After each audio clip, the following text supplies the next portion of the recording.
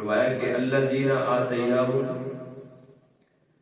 وہ لوگ جن کو اللہ نے اس چیز سے نوازا ہے، یعنی اقتدار سے۔ قرآن مقدس کے بیشتر مقامات پر اللہ تعالیٰ نے ان کا ذکر کیا، اور اس آیت میں اللہ وحدہ لا شریک فرماتے ہیں کہ 4 مین ان کی ذمہ داریاں ہیں: اقاموا الصلاۃ، نماز کو قائم کرنا، وآتوا الزکوٰۃ، اور زکوٰۃ دینا، اور نیکی کا لوگوں کو حکم دینا، اور برائی سے لوگوں کو روکنا۔ یہ 4 مین کام اللہ تعالیٰ نے ان کے ذمہ لگائے۔ ہمارے ملک میں الیکشن کا جو ہے وہ حالات ہیں، کچھ دن باقی ہیں،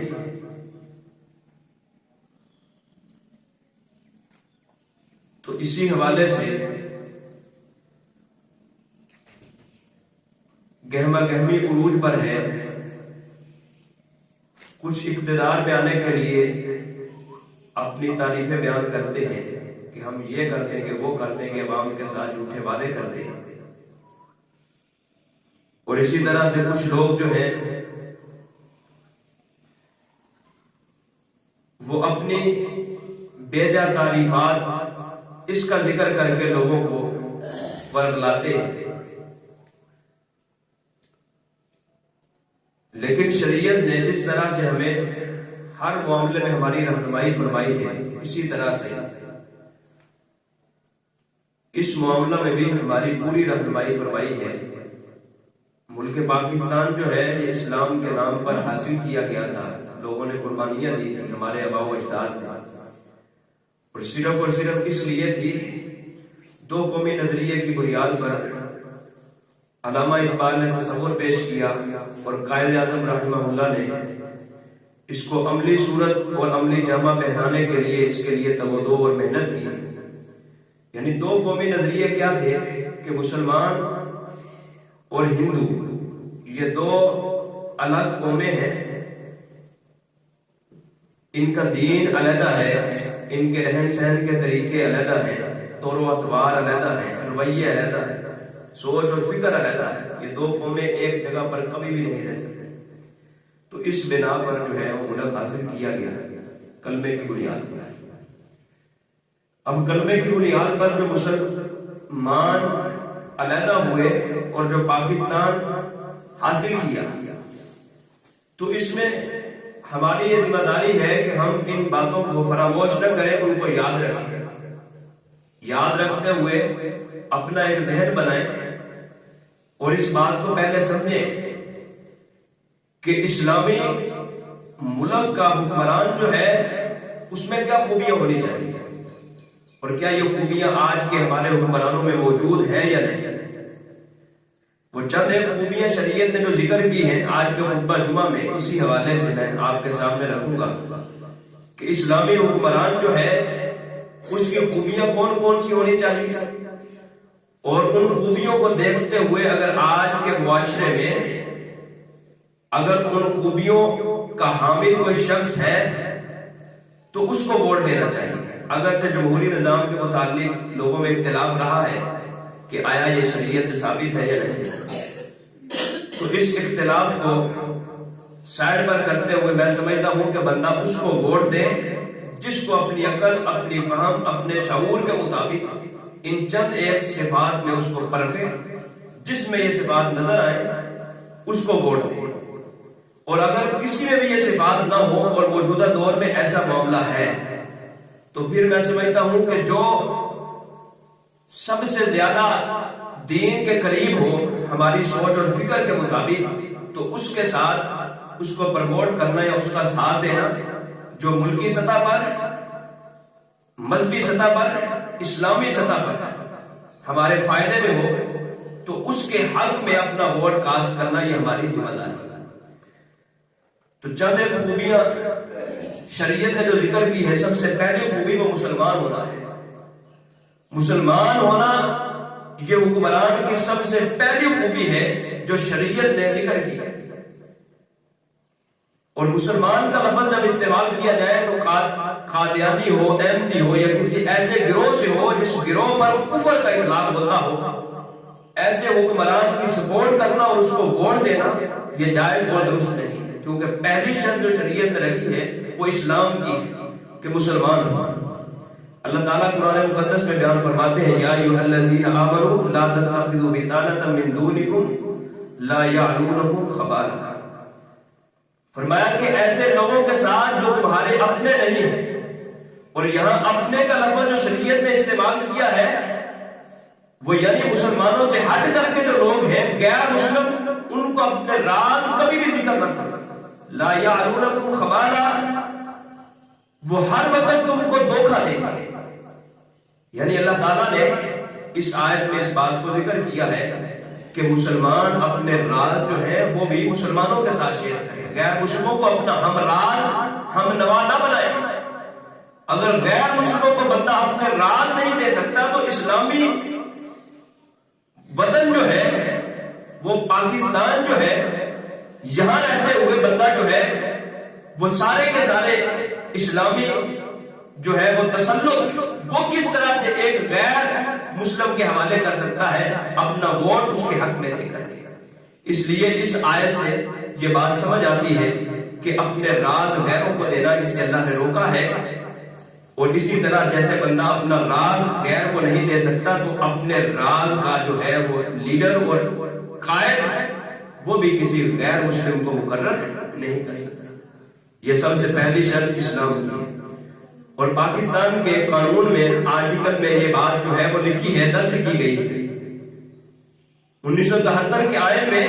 یہ بات جو ہے یہ ذکر کی گئی ہے، اور سب سے پہلے وزیر اعظم سے، صدر سے، صاحب اقتدار شخص سے جو ہے وہ یہ حلف دیا جاتا ہے کہ وہ غیر مشروط طور پر اللہ وحدہ لا شریک ماننے والا ہو،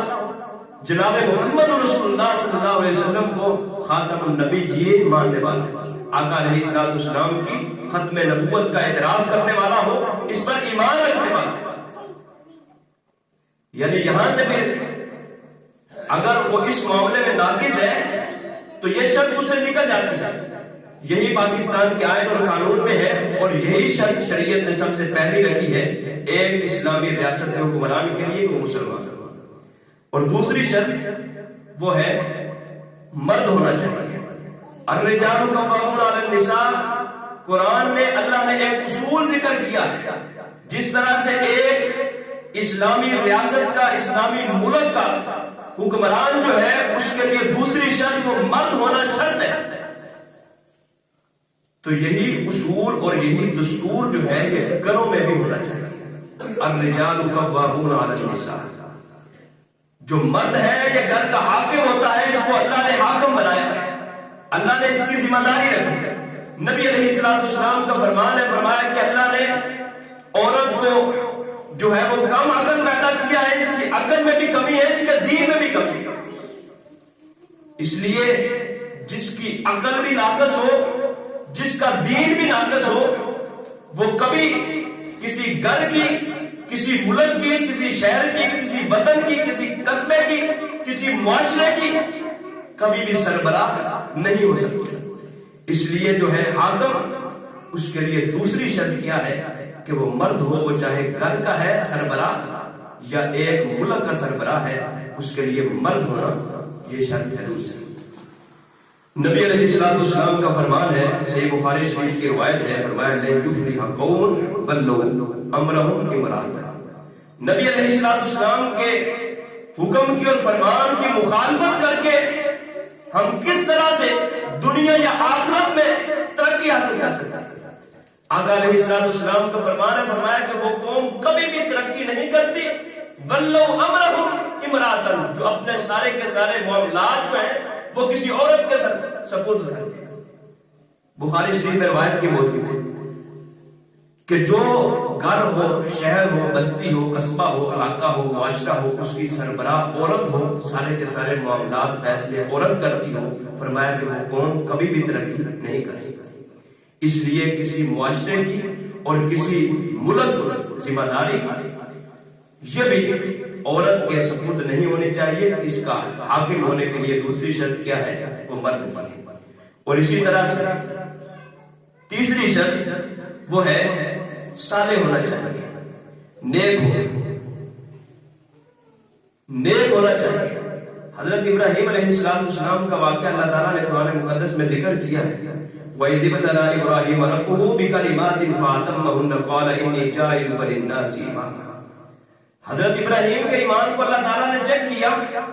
ایمان کو پرکھا، ایمان کا امتحان لیا، ٹیسٹ لیا، تو حضرت ابراہیم 100/100 نمبر لے کر کے جب کامیاب ہوئے، قَالَ إِنِّي جَاعِلُكَ لِلنَّاسِ إِمَامًا، تو اللہ تعالیٰ نے فرمایا کہ میں تجھے لوگوں کا پیشوا اور امام مقرر کرنا، لوگ تیرے پیچھے چلیں گے، لوگ تیری پیروی کریں گے۔ تو حضرت ابراہیم علیہ السلام نے سوال کیا، قَالَ وَمِنْ ذُرِّيَّتِي قَالَ لَا يَنَالُ عَهْدِ الظَّالِمِينَ۔ حضرت ابراہیم کہنے لگے اللہ یہ معاملہ میرے سپرد کر رہا ہے، مجھ کو امام اور پیشوا بنا رہا ہے، تو کیا میری اولاد میں سے بھی کچھ لوگ ایسے ہوں گے؟ اللہ نے فرمایا لا ينال عهد الظالمین، تیری اولاد میں سے، تیری لڑی میں سے جو ظالم ہوگا اس کے ساتھ اللہ تعالیٰ کا یہ وعدہ نہیں ہے۔ قرآن مقدس کی اس آیت سے یہ معلوم ہوتا ہے کہ اللہ تعالیٰ نے صاحب اقتدار شخص کے لیے صالح اور نیک ہونے کی شرط جو ہے اس کو مقرر کر دی ہے۔ لا ینال عہد الظالمین، ظالم جو ہے وہ صاحب اقتدار کبھی بھی نہیں ہونا چاہیے۔ ہماری سوچ، ہماری عقل، ہماری فکر اور ہمارے شعور کے مطابق شریعت نے یہ تیسری شرط رکھی ہے کہ وہ نیک ہو، اور ظالم اور فاسق فاجر جو ہے یہ حکمران بھی نہیں ہو سکتا، اور یہ انسان کے لیے کسی بھی عہدے پر یہ فائد نہیں ہو سکتا۔ اور اسی طرح سے چوتھی شرط وہ ہے دین اسلام کے بنیادی علوم سے آگاہ ہونا چاہیے، عالم دین ہونا چاہیے۔ کچھ معاملات جو ہے دین اسلام کے بنیادی معاملات اس سے آگاہ ہونا یہ اس کی ذمہ داری ہے۔ یہ علیحدہ بات ہے کہ آج اس کو بالکل جو ہے وہ شریعت کی نظر سے بالکل دور کر دیا گیا،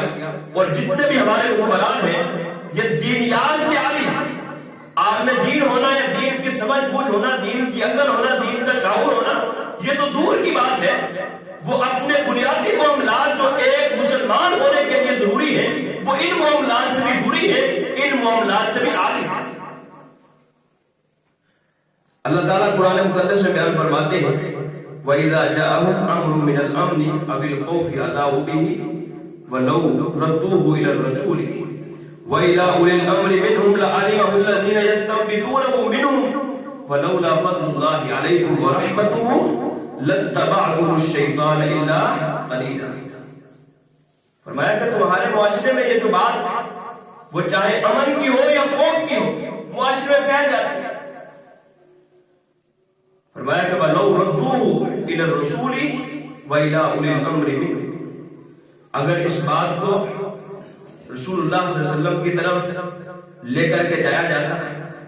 یا صاحب اقتدار لوگوں کے پاس لے جایا جاتا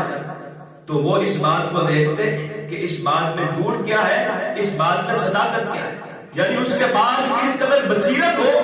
کہ وہ کسی بات کو جج کر سکے، دین میں پرکھ سکے کہ یہ بات کا جو ہے وہ امن کے ساتھ تعلق ہے یا خوف کے ساتھ، اس بات کا معاشرے پر کیا اثر پڑے۔ اگر اس میں یہ صلاحیت ہو تو پھر جا کر کے وہ صاحب اقتدار بن سکتا ہے، وہ حاکم بن سکتا ہے، اس میں یہ ذمہ داری ہونا یہ بھی شریعت نے اس کو ذمہ دار مقرر کیا ہے، اس میں یہ شرط بھی ہونی چاہیے۔ اور اسی طرح سے اللہ تعالیٰ قرآن مقدس میں دوسرے مقام پر یوں بیان فرماتے ہیں قُلْ هَلْ يَسْتَوِي الَّذِينَ يَعْلَمُونَ وَالَّذِينَ لَا يَعْلَمُونَ، فرمایا کہ جاننے والے اور نہ جاننے والے کبھی برابر نہیں۔ نبی علیہ السلام کا فرمان ہے کفا بالمرء کذبا ان يحدث بكل ما سمع، آدمی کے جھوٹا ہونے کے لیے یہی بات کافی ہے کہ وہ ہر سنی سنائی بات جو ہے وہ آگے ذکر کر دے۔ اور آج یہی ہمارے معاشرے کی حالت ہے، اوور آل اگر دیکھا جائے تو ہر سنی سنائی بات اس کو ہم سچ سمجھ لیتے ہیں، حق سمجھ لیتے ہیں، چاہے اس کا صداقت کے ساتھ اور حقیقت کے ساتھ کسی قسم کا کوئی تعلق نہیں۔ یہ چوتھی شرط ہے جو اللہ تعالیٰ نے رکھی ہے کہ دین اسلام کے بنیادی معاملات سے وہ آگاہ ہو۔ قرآن مقدس کی ایک آیت میں اللہ تعالیٰ بیان فرماتے ہیں فَإِن تَنَازَعْتُمْ فِي شَيْءٍ فَرُدُّوهُ إِلَى اللَّهِ وَالرَّسُولِ وَإِلَى أُولِي الْأَمْرِ مِنكُمْ۔ یہاں بھی اللہ تعالیٰ نے فَرُدُّوهُ إِلَى اللَّهِ وَالرَّسُولِ وَأُولِي الْأَمْرِ مِنكُمْ، اولی الامر کا لفظ جو ہے اس سے مراد صاحب اقتدار لوگ ہیں، ان کو دین کی عقل، دین کا فہم، دین کی سمجھ ہونی چاہیے جس کی بنیاد پر وہ فیصلہ کر سکے اپنی رعایا کا۔ ایک سربراہ کے لیے یہ شرط یہ دین نے مقرر کی، اور اسی طرح سے قانون الہی کی بالا تری، قانون الہی کو نافذ کرنے والا، اس کے مطابق لوگوں کے فیصلے کرنے والا، یہ اللہ تعالیٰ نے پانچویں شرط میں کی، یعنی اللہ تعالیٰ کے نافذ کرنا قانون کے مطابق لوگوں کے فیصلے کرنے والا ہوتا، یہ اس میں پانچویں شرط جو ہے یہ اللہ وحدہ لا شریک نے مقرر کی، اور نبی علیہ السلام نے جو ایسا معاملہ نہیں کرتا اس کے لیے بہت بڑی جو ہے وہ وعید ذکر فرمائی۔ نبی علیہ السلام کی اگر زندگی کو دیکھا جائے تو آقا علیہ السلام ایک عادل حاکم تھے، عادل تھے، عدل اور انصاف کی بنیاد پر لوگوں کے فیصلے کرنے والے، بے شمار اس کی مثالیں جو ہے وہ شریعت سے ہمارے سامنے دیکھ لیں۔ آقا علیہ السلام کے خلفائے راشدین کی زندگی کو دیکھیں، حضرت عمر بن خطاب کے بے شمار واقعات میں ملتے ہیں کہ جب کسی نے 22.5 لاکھ مربع میل کا حکمران ہے، جمعے کا خطبہ ارشاد فرما رہے ہیں، اور عدل اور انصاف اور تحمل اور بصیرت کیسی ہے کبھی دیکھیں جا کر کے نوٹ کریں۔ صاحب اقتدار ہے، سارا کچھ ہے، اللہ نے حاکم بھی بنایا ہے، دین کا علم بھی دیا ہے، کام بھی دیا ہے، اور نام بھی ہے، شہرت بھی ہے، مقام بھی ہے، مرتبہ بھی ہے، لیکن آج جو انکساری کیا ہے؟ جمعے کا خطبہ دیتے ہوئے کوئی بندہ کھڑا ہو گیا کہ عمر جو چادریں ہمیں مال غنیمت سے ملی ہے ہمارے قبیل نہیں بنے تو آپ کا قبیل کیسے بنا؟ یہ جو آپ نے قبیل سلوایا ہے یہ کہاں سے لیا ہے؟ جو چادریں ہمیں آئی ہیں آپ کو بھی ایک چادر ملی ہے، ہمیں بھی ایک چادر دی گئی، ہمارا چادر کے ساتھ قبیل نہیں بنا، آپ کا کیسے بنا؟ حضرت عمر نیچے اترے، منبر چھوڑ دیا، نیچے اترے اور نیچے آ کر کے اپنے بیٹے کو کھڑا کیا، حضرت عبداللہ کو، کہنے لگے عبداللہ بیٹا کھڑا۔ عبداللہ کھڑے ہوئے اور کہنے لگے کہ میرے باپ کا ایک قمیص تھا، مجھ کو اپنے باپ پر ترس آیا تو میں نے اپنی چادر اپنے باپ کو گفٹ کے طور پر، تحفے کے طور پر دی، 2 چادروں کو ملا کر کے پھر میرے باپ کا ایک قمیص سنا، جو قمیص پہن کر کے جمعے کا خطبہ ارشاد فرما رہے ہیں۔ پہلے ثبوت پیش کیا اور پھر جا کر کے جمعے کا خطبہ دیا۔ ایسے حکمرانوں کی اس وقت معاشروں کو ضرورت ہے۔ یہ نہیں کہ اگر عدل اور انصاف کا نام لینے والے تو اپنے گھر کی بات آئے، اپنی ذات کی بات آئے، اپنے برادری کی بات آئے تو وہاں جو ہے وہ لچک لے لے، وہاں عدل و انصاف کو چھوڑ دے، اس معاملے سے نکل جائے۔ نبی علیہ السلام کی زندگی سے بھی ایسے بے شمار واقعات ہمارے سامنے۔ حضرت عمر بن خطاب کا ایک واقعہ ملتا ہے کہ گلی میں جاتے ہوئے بارشیں ہوئی تھی، گھر کے مکان کا ایک پرنالہ تھا جو لگا ہوا تھا، وہ گلی میں تھا، حضرت عمر نے اس کو اتار دیا، اس کے ساتھ رستہ جو ہے وہ خراب ہے، حاکم ہے، اس شخص نے جا کر کے عدالت میں کیس کر دیا، حضرت عمر کو عدالت میں مدعو کیا گیا، اور وہاں جو جج تھا، جو قاضی تھا، جو صحابی فیصلہ کرنے کے لیے جج مقرر، ان کو قاضی حضرت عمر نے کیا۔ جب حضرت عمر عدالت میں آئے ہیں، جنہوں نے ان کو مقرر کیا ہے، ان کے احترام میں ان کو اپنی جگہ دی، حضرت عمر کہنے لگے میں نیچے بیٹھوں، آج عدالت میں میں بطور حاکم کے پیش نہیں ہوا، آج عدالت میں میرے خلاف مقدمہ ہوا ہے، اس مقدمے کی سماعت کرنے کے لیے میں عدالت میں آیا اور میں نیچے بیٹھوں۔ جج نے فیصلہ کیا، حضرت عمر کے متعلق اور کہا گیا کہ یہ جو پرنامہ اتارا گیا ہے یہ حضرت عمر کے کندھوں پر کھڑے ہو کر کے لگایا جائے، یہ غلط کیا، یہ نہیں اتارنا چاہیے۔ حضرت عمر کے خلاف فیصلہ ہوا، اس کو قبول کیا۔ یہ جب عدل اور انصاف کا معاملہ اس قدر سخت ہو اور ایسے حکمران ہو تو پھر دنیا ترقی کرتی ہے، پھر لوگ ان کے نقش قدم پر چلتے ہیں، پھر معاشرہ تعریفیں کرتے ہیں۔ قانون کی بالادستی اس کا جو ہے وہ پابند ہونا چاہیے، قانون کو نافذ کرنے والا ہونا چاہیے۔ ہمارے معاشرے میں بھی ہم جس کو اپنا ووٹ دیں، جس کینڈیڈیٹ اپنی عقل، اپنی سوچ، اپنی فکر کے مطابق اگر وہ ظلم کا ساتھ دینے والا ہے تو یاد رکھو معاشرے کے اس ظلم کا ہم بھی پورے کے پورے شریک ہیں۔ نبی علیہ السلام کا فرمان ہے، فرمایا کہ جس کو اقتدار دیا جاتا ہے قیامت کے دن اللہ تعالیٰ اس کی رعایا کے متعلق اس سے سوال کرے گا۔ یہ عہدے، یہ ذمہ داریاں، یہ کوئی معمولی مسئلہ نہیں ہے۔ ہم نے تو صرف دیکھی ہے گاڑیاں، شہرتیں، عزت اور یہ باتیں دیکھی ہیں دنیا میں کہ شاید یہ دنیا میں اسی طرح سے مدے ہیں اور آخرت میں بھی مدے ہیں۔ ایک گھر کا سربراہ جو ہے اس سے اپنے گھر کو سنبھالا نہیں جاتا۔ کبھی دیکھیں معاشرے گھر میں بیرا روی ہوتی ہے، گھر کا سربراہ جو ہے ایک گھر کو نہیں چلا سکتا،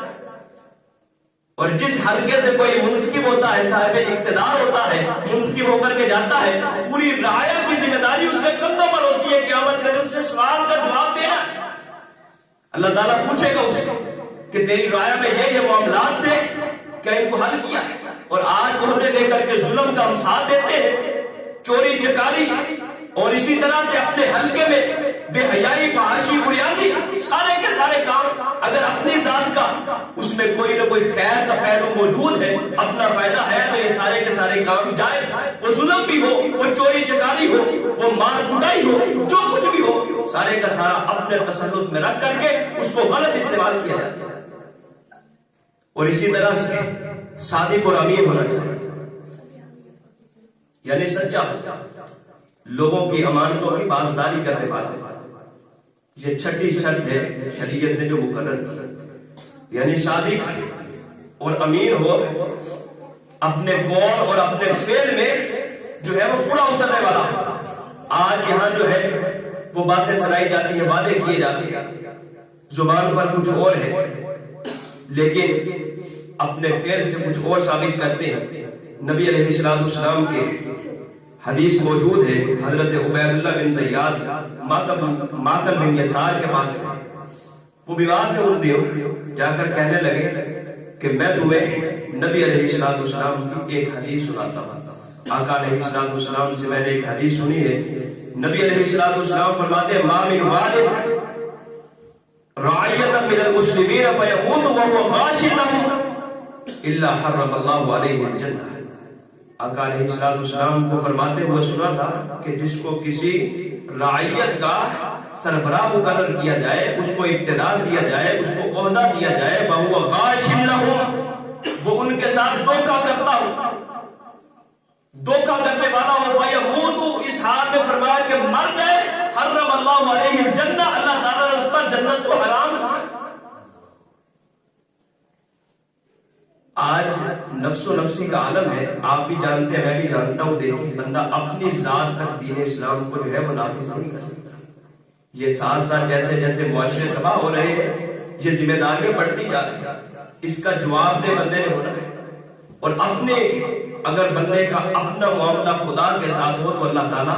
اس کو معاف کر سکتا ہے۔ حقوق اللہ میں اگر اس کی کمی کوتاہی ہو تو اللہ تعالیٰ اس کو معاف کر دے گا۔ بے شمار روایتیں اس کی بستار ہیں۔ اور جو معاملہ کسی غیر کے ساتھ ہو، کسی کی چیز اٹھائی ہو، لوگوں کی حق تلفی کی ہو، لوگوں کے حقوق کی پاسداری نہ کی ہو، جو صرف اور صرف ان صاحب اقتدار لوگوں کے پاس جنہوں نے وعدے کیے ہوتے ہیں، عہد و پیمان لیے ہوتے ہیں، سارا کچھ کیا ہوتا ہے، اس کے بعد اگر رعایا کی ذمہ داریاں پوری نہ کرے تو اس کی سزا بہت کڑی۔ نبی علیہ السلام کے پاس مال غنیمت کا کچھ مال آیا،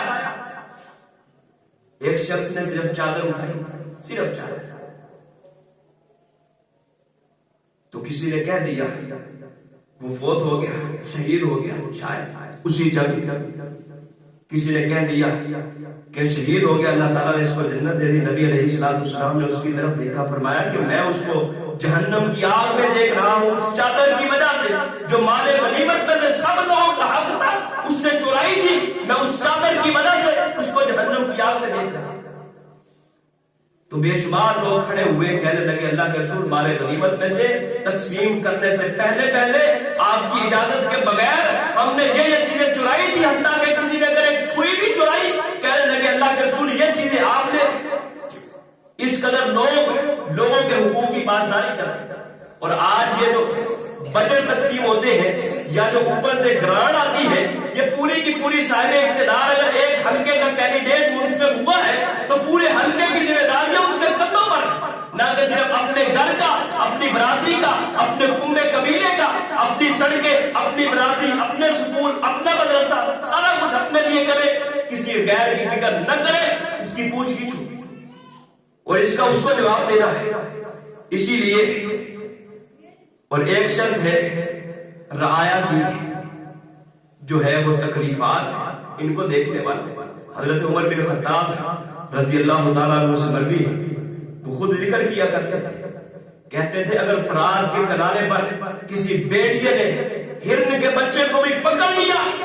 تو قیامت کے دن عمر سے اس کے متعلق بھی سوال ہوگا کہ حکمرانی تیری تھی، خلیفہ تو تھا، صاحب اقتدار تو تھا، تو یہ معاملہ کیوں ہوا؟ یہ ظلم تیرے دور میں ہوا تو کیوں ہوا؟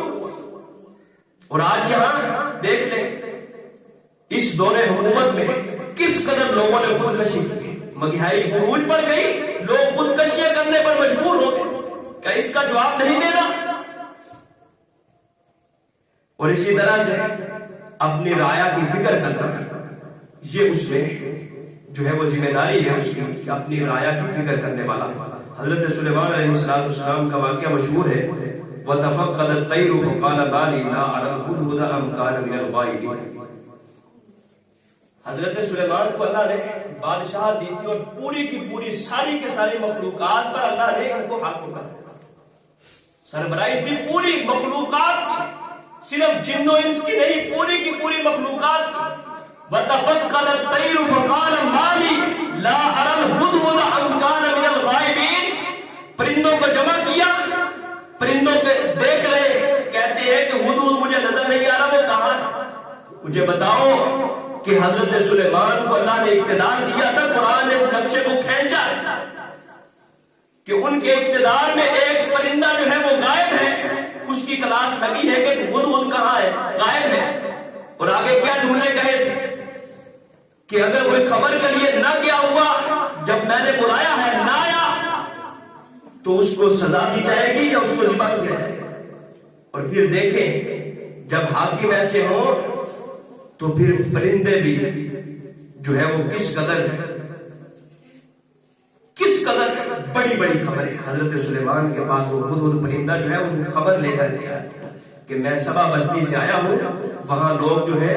وہ عورت کی بیعت کیے ہوئے ہیں، عورت کی حکمرانی ہے۔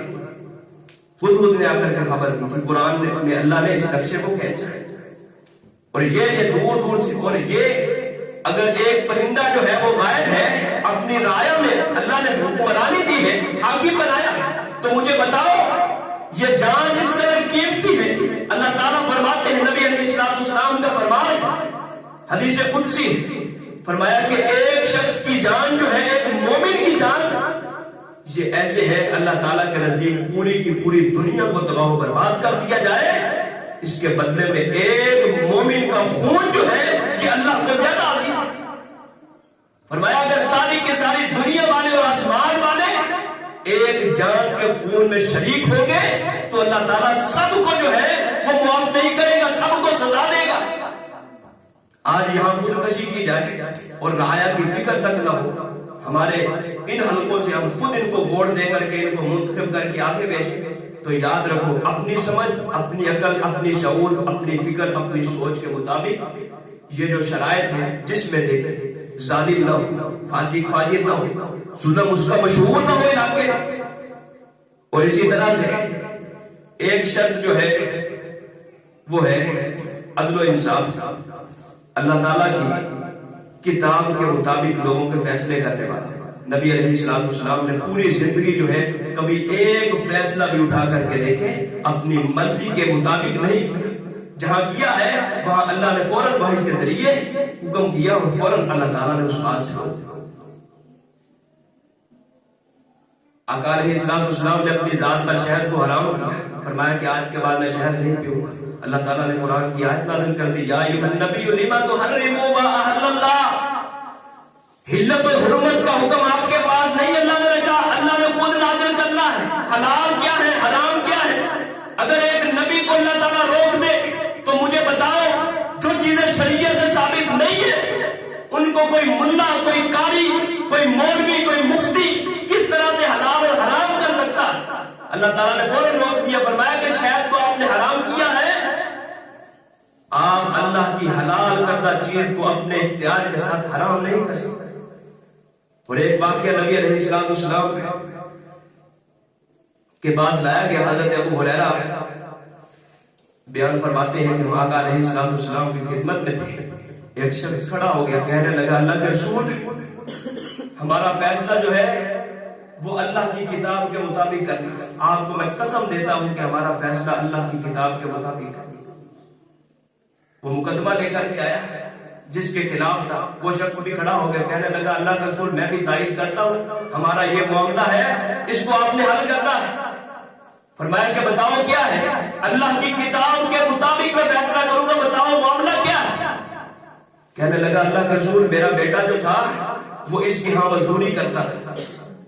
اس کے پاس مزدوری کرتا تھا، یہ گھر سے غائب تھا، میرا بیٹا جو ہے اس کی بیوی کے ساتھ وہ برائی کر بیٹھا ہے، اس نے زنا کر لیا، اس پر حد کو نافذ کر، حد کو نافذ کرتے ہوئے فرمایا کہ ہم نے 100 بکریاں اور ایک غلام جو بیٹے والا تھا جس کے بیٹے نے زنا کیا تھا اس کی بیوی کے ساتھ، فرمایا کہ اس کو 100 بکریاں ہم نے دی ہے، ایک غلام دیا ہے اس کے معاوضے میں۔ تو ہم نے کچھ اہل علم لوگوں سے سنا ہے، وہ کہتے ہیں کہ تیرے بیٹے کو 100 کوڑے لگیں گے اور 1 سال کے لیے جلا وطن کیا جائے گا، ہمیں بتائیں اس معاملے میں۔ آقا علیہ السلام نے فرمایا کہ وہ بکریاں اور غلام اس کو واپس کیا جائے گا، اس شخص کو واپس کرو۔ فرمایا کہ تیرے بیٹے کو 100 کوڑے لگیں گے، 1 سال کے لیے اس کو جلا وطن کیا جائے گا، وطن سے باہر نکالا جائے گا، 1 سال کی سزا ہے۔ اور آگے فرمایا بَغْضُ يَا أُنَاسِ إِنِ اعْتَرَفَتْ فَارْجُمْهَا۔ آقا علیہ السلام نے حضرت انیس کو حکم دیا، فرمایا کہ انیس صبح اس کی بیوی کے پاس جانا، اگر وہ اس گناہ کا اعتراف کر لے تو اس کو رجم کر دینا، اس کو زندہ رہنے کا حق نہیں ہے۔ پھر آقا علیہ السلام نے فیصلہ کیا اور حدیث میں موجود ہے، صبح حضرت انیس گئے، عورت نے اعتراف کیا، اس کو رجم کر دیا۔ یہ پھر فیصلے کیے گئے اور آج بھی سعودی عرب کے اندر دیکھ لیں، وہاں دین اسلام کے مطابق فیصلے ہوتے ہیں۔ اور نبی علیہ السلام کے پاس جب ایک قبیلے کی، وہ بنو مخزوم قبیلہ مشہور ہے، عورت نے چوری کی، معزز تھے، معاشرے میں عزت تھی، نام تھا، شہرت تھی، لوگ جانتے تھے، معیار تھا، چوری کی، نبی علیہ السلام کے پاس سفارش لے کر کے حضرت اسامہ کہنے لگے اللہ کے رسول ہاتھ نہ کر دے، اللہ کی کتاب ہے، ہاتھ نافذ نہ کرے، معاشرے میں بدنام ہو جائیں گے، نام ہے، شہرت ہے، عزت ہے، مقام ہے، لوگ ان کو جانتے۔ نبی علیہ السلام کے بارے میں صحابہ کرام کہتے ہیں اتنا ہم نے چہرے پر غصہ کبھی نہیں پہلے دیکھا تھا۔ آقا علیہ السلام کے منہ بولے بیٹے تھے، فرمایا جاؤ اللہ کی کتاب میں آ کر کے سفارش کرتے ہو، ایک حد کو روکنا چاہتے ہو،